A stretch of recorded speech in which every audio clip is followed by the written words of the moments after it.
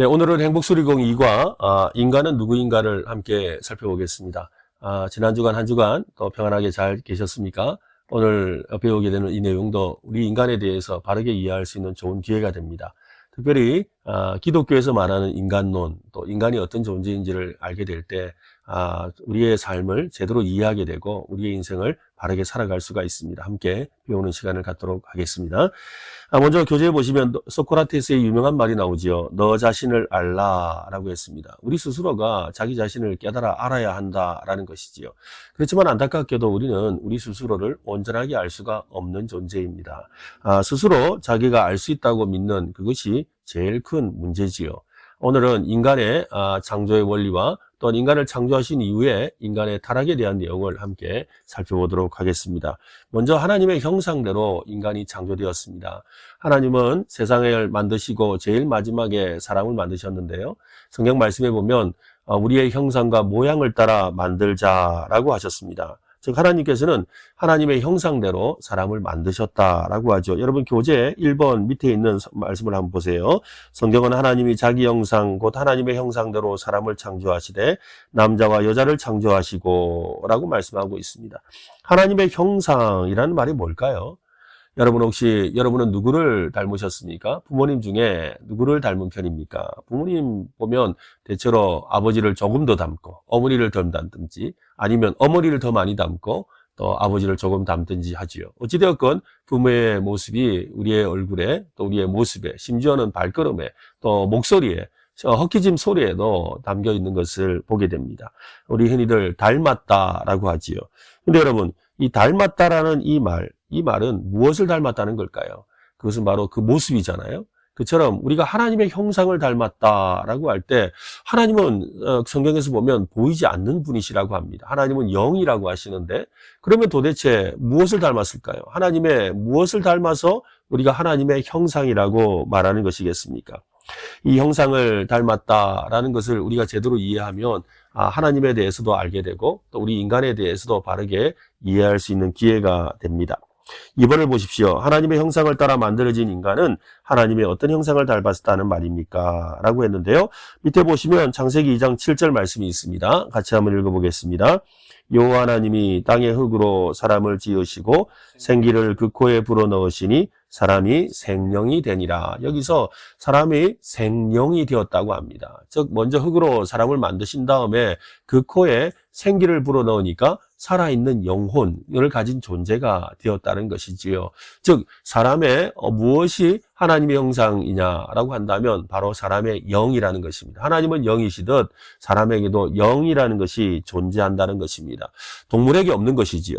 동물에게는 지식도 있습니다. 또 IQ도 있지요. 또 감정도 어느 정도 있습니다. 또 의지도 어느 정도 본능에 따라 행동하는 것이 있습니다. 그러나 사람과 동물이 비교할 수 없는 것. 우리 학교에서 배울 때는 이성이라고 배웠지만 사실은 그 이성까지도 포함하는 영혼이라는 것이 있습니다. 지, 정, 의를 포함하는 이 동물과 비교할 수 없는 그 영혼의 문제가 있는 것이지요. 그 영혼의 문제 때문에 어떻게 됩니까?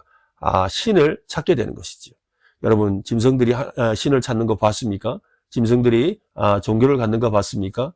오직 사람에게만 이 종교심이라는 것이 있습니다. 즉 영혼에 대한 문제를 생각하게 된다는 것이지요. 그래서 이 영혼에 대한 문제를 우리가 살펴봐야 합니다. 2번을 보시면 하나님의 형상을 따라 만드신 이유라고 되어 있습니다. 하나님의 형상을 따라 인간을 만드신 이유가 무엇일까요? 창세기 1장 26절로 28절 말씀에 보면 하나님이 이르시되 우리의 형상을 따라 우리의 모양대로 우리가 사람을 만들고 그들로 바다의 물고기와 하늘의 새와 가축과 온 땅과 땅에 기는 모든 것을 다스리게 하자라고 했습니다. 여러분 한번 생각해 보세요. 이 세상에 있는 여러 가지 이 생물들을 다스리고 또 이 세상에 있는 것들을 생육하고 번성하게 해서 잘 살고 더 넘쳐나게 하는 일은 사람이 할 일입니까? 하나님이 할 일입니까? 이 세상을 창조하신 하나님이 하실 일이지요.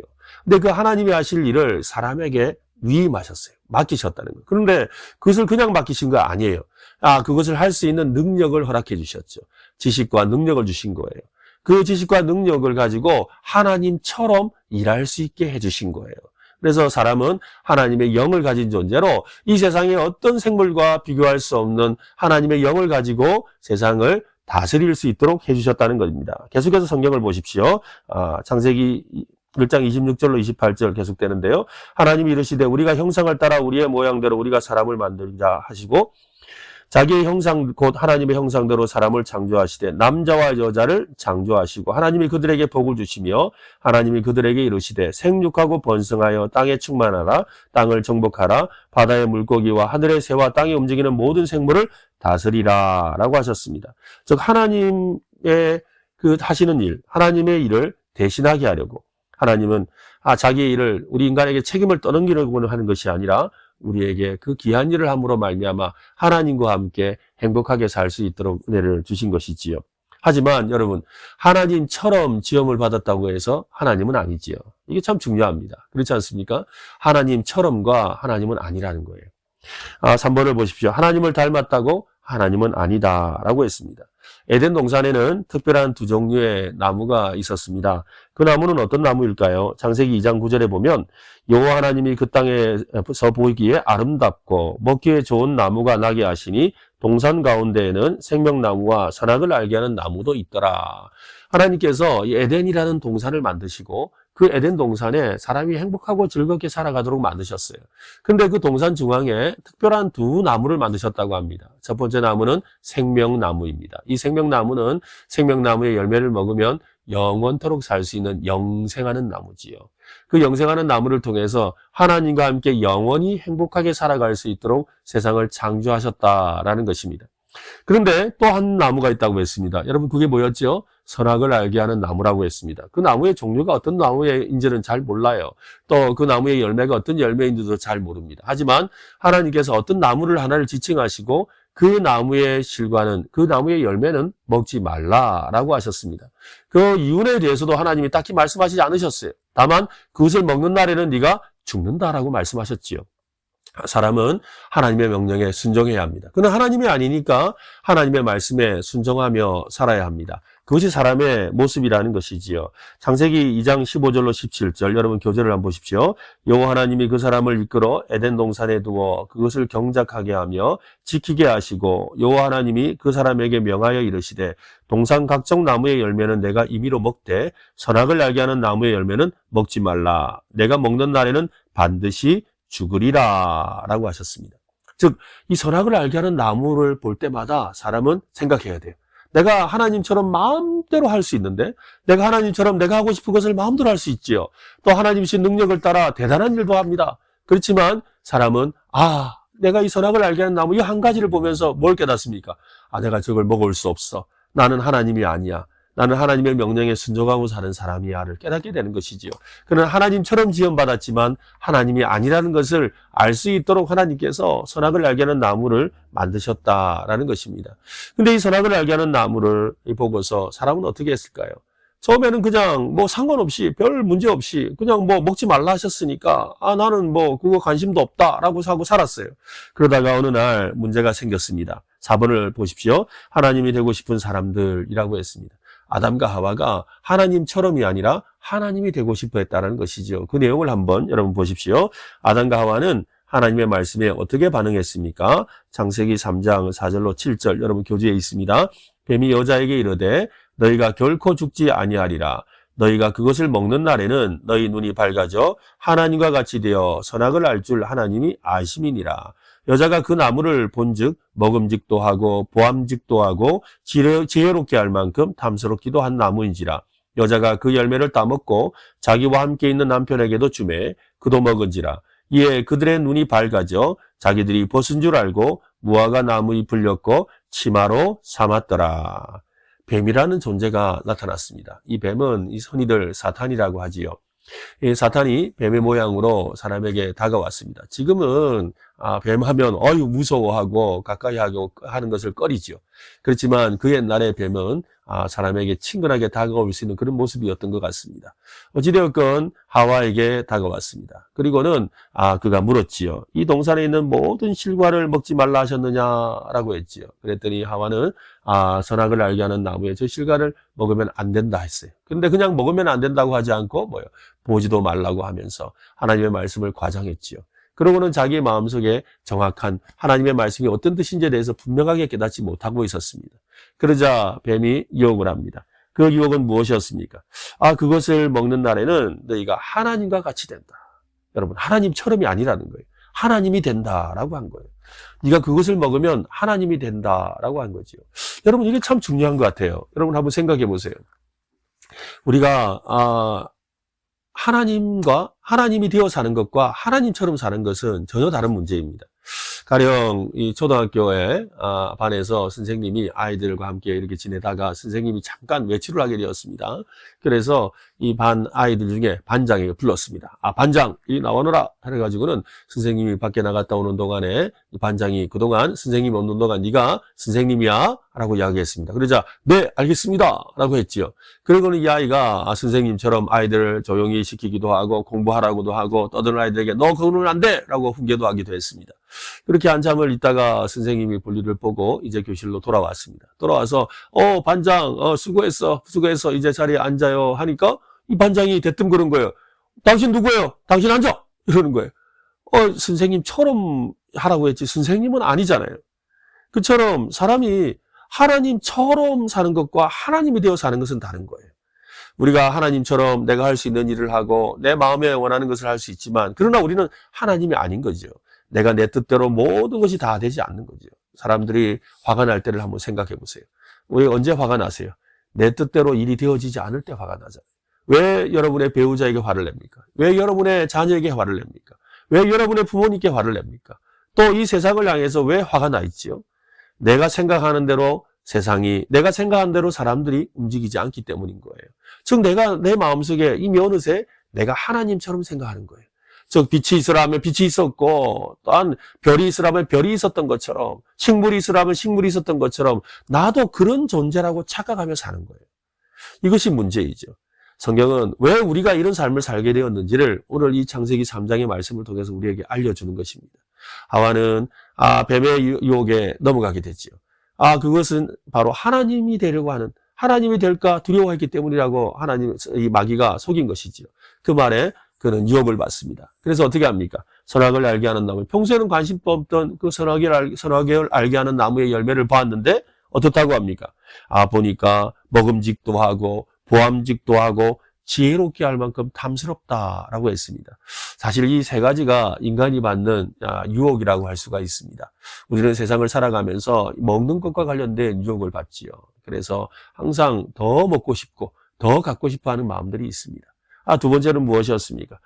보암직하다 그랬어요. 뭔가 사람들에게 보암직한 모습을 보여주고 싶죠.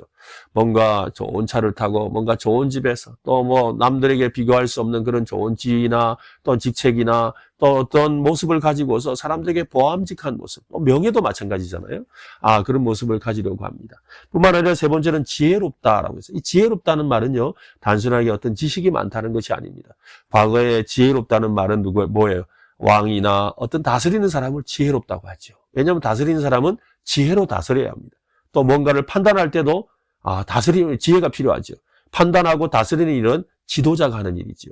그러니까 결국 뭐예요? 그가 다른 사람들보다 높아지려고 하는 겁니다. 다른 사람보다 높아지려는 그 마음이 사람 속에 있다는 거죠. 사람은 이 세 가지의 유혹을 받는다는 거예요.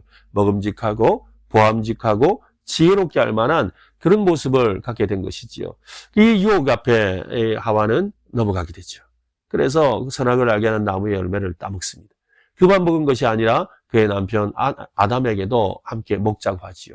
그래서 그것을 먹습니다.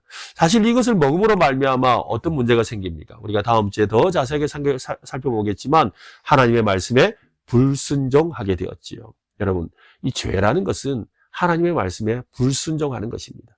우리가 세상 가운데서 여러 가지 법규를 어기지 않는 것을 우리는 흔히 죄라고 그러지요. 근데 성경에서 말씀하는 죄는 불순종과 관계가 있습니다. 즉 하나님과 상관없이 살기로 한 거예요. 그는 에덴 동산에서 하나님과 함께 살 수 있는데도 불구하고 자기가 하나님이 되어서 그냥 스스로 행복하게 살아가려고 하는 그 모습이 바로 죄라는 것입니다. 그래서 사람에게 이 유혹으로 말미암아 그 죄가 세상 가운데 들어온 이야기가 이제 시작되고 있는 것이지요. 어찌되었건 뱀의 유혹을 받아서 그들이 선악을 알게 하는 나무의 열매를 먹게 되었습니다. 먹고 난 뒤에 어떻게 되었다고 합니까? 눈이 밝아졌다라고 합니다. 무슨 눈이 밝아졌을까요? 그전에 보지 못하던 것을 보게 되었다는 말이잖아요. 무엇을 보게 되었을까요? 바로 죄라는 것입니다. 자신의 죄를 보게 되었지요. 그 죄를 보고서 어떻게 해요? 그 죄를 가리고 싶어지죠. 우리도 그렇지 않습니까? 죄를 지으면 제일 먼저 할 일이 뭐예요? 그 부끄러움을 가리고 싶은 거예요. 그래서 자신의 몸을 가립니다. 그전까지는 전혀 부끄러워하지 않고 살았습니다. 그래서 가릴 필요가 없었지요. 그런데 하나님이 명하신 이 선악을 알게 하는 나무의 열매를 먹지 말라는 그 명령을 불순종하고 난 뒤에 자신의 마음에 죄가 가득하고 죄로 인해서 수치심이 생기고 그래서 제일 먼저 자기를 가리게 되죠. 자기를 가려서 어떻게 해요? 내 것을 보여주지 않으려는 자기중심적인 마음이 생겨난 거예요. 그래서 이 죄는 불순종을 통해서 자기중심적인 삶을 사는 것에 있습니다. 다음 주에 그 내용은 더 자세하게 설명할 텐데요. 자기중심성이라는 그것 때문에 어떻게 되었어요? 아내와 남편 사이가 그죠? 옷으로 가리게 되었어요. 그뿐만 아니라 하나님이 에덴 동산에서 하와야 아담아 어디 있느냐라고 찾으실 때 그들이 하나님을 피해 숨었다고 합니다. 즉 무슨 말입니까? 하나님과도 이제 관계가 멀어지게 된 거죠. 하나님 앞에서 자신을 가리는 거예요. 그래서 하나님께 가까이 가지 못하게 된 것이죠. 이것이 인간의 안타까운 현실입니다. 그렇습니다. 여러분 오늘 교재 5번을 보십시오. 불행의 시작이라고 했습니다. 당신의 삶에서 가장 행복했던 순간을 생각해 보십시오. 반대로 가장 불행했던 순간을 생각해 보십시오. 당신이 불행하다고 생각을 갖게 만든 원인은 무엇이었습니까? 여러분, 우리가 언제 행복하지요? 어떤 사람은 그 행복을 내가 뭘 가지면 행복하다 그럽니다. 또 어떤 사람들은 뭘 먹으면 행복하다 그러지요. 또 내가 무엇을 하면 행복하다고 합니다. 여러분 정말 그럴까요? 여러분 이 세상에 어떤 것을 가져도 마음에 계속 끊임없이 더 많은 것을 갖고 싶은 것이 사람의 마음입니다. 어떤 유명한 부자가 있었는데요. 그는 다른 사람을 보면서 나는 내가 가지지 못한 그것 때문에 자기가 불행하다고 생각했대요. 마찬가지입니다. 누가 봐도 다 가진 것 같은 사람이라도 남이 가지고 있는 것, 내가 가지지 못한 그것 때문에 불행하다고 느낀다는 것이지요. 먹는 것도 마찬가지지요. 내가 지금 먹는 것으로 만족하지만 내가 먹지 못한 그것 때문에 불행할 수가 있지요. 내가 지금 누리고 있는 이 일도 마찬가지입니다. 여러분, 그러나 제일 중요한 것은 우리 삶 속에서 행복은 관계지요. 누구랑 어떤 사람과 지내느냐 합니다. 여러분, 좋은 사람과 함께 있으면 못 먹어도 행복하지요. 그렇지 않습니까? 또 때로는 남들처럼 그렇게 대단한 것을 가지지 못했다 할지라도 행복한 거예요. 그래서 행복은 우리가 소유가 아니라 관계에 있습니다. 누구랑 어떤 관계를 맺느냐에 있죠. 근데 여러분 안타깝게도 우리는 이 땅 가운데서 사랑하는 사람과 행복하게 지내다가 나이가 들고 때로는 어떤 일로 인해서 갑작스럽게 이별하는 일들이 생깁니다. 영원한 이별이라고 하는 죽음이라는 문제가 우리 사이를 갈라놓지요. 그때 우리에게는 그 행복마저 앗아가버리고 불행하게 되는 것을 봅니다. 즉, 이 땅에서의 행복은 영원하지 않다라는 것을 우리에게 보여주는 것이지요. 그렇다면 우리는 어떻게 해야 행복을 찾을 수가 있을까요? 하나님을 찾아야 되는 거죠. 그가 하나님을 떠나서 세상에 어떤 것을 찾으려고 하니까 진정한 행복을 누릴 수 없었던 것입니다. 그것이 이 세상 가운데 하나님이 세상을 만드시고 사람을 만드셔서 영원히 행복하게 살아가도록 만드셨음에도 불구하고 사람이 하나님의 말씀을 거절함으로 말미암아 불순종함으로 말미암아 죄가 들어오게 되었고 그로 인해서 진정한 행복을 누릴 수 없게 되었습니다. 여러분 혹시 기억하십니까? 지난주에 우리가 하나님은 어떤 분이신지에 대해서 5가지를 배웠습니다. 창조주 하나님, 전지하신 하나님, 전능하신 하나님, 그리고 사랑의 하나님, 공의의 하나님이었습니다. 특별히 하나님은 사랑과 공의, 즉 자기가 만드신 것에 대해서 애프터 서비스, 수리를 해주시는 분이시죠. 그러니까 우리의 행복이 이제 수리를 받아야 합니다. 수리를 받기 위해서는 어디로 가야 합니까? 바로 그 물건을 만든 그곳으로 가야 되듯이 우리를 창조하신 하나님께로 돌아가야지만 진정한 회복을 경험할 수가 있는 것이지요. 여러분 행복하기를 원하십니까? 정말로 여러분 불행을 넘어서는 진정한 행복을 누리기를 원하십니까? 그렇다면 하나님을 찾는 여러분 되시기를 바랍니다. 기도하겠습니다. 하나님 아버지 감사합니다. 오늘 우리가 인간의 어떤 모습인지를 살펴보았습니다. 하나님께서 창조하시고 하나님의 형상대로 창조하셔서 이 땅 가운데서 참으로 행복하게 살아가게 만드셨음에도 불구하고 하나님을 거절하고 또 하나님의 말씀을 거부하고 불순종함으로 말미암아 이 행복마저 잃어버리게 된 인간의 비참함을 알게 되었습니다. 하나님, 오늘 이 시간 우리가 하나님을 찾게 됨으로 말미암아 그 옛날에 주시기로 하셨던 그 행복을 다시 회복할 수 있는 기회가 되도록 인도하여 주옵소서. 예수님의 이름으로 기도합니다. 아멘.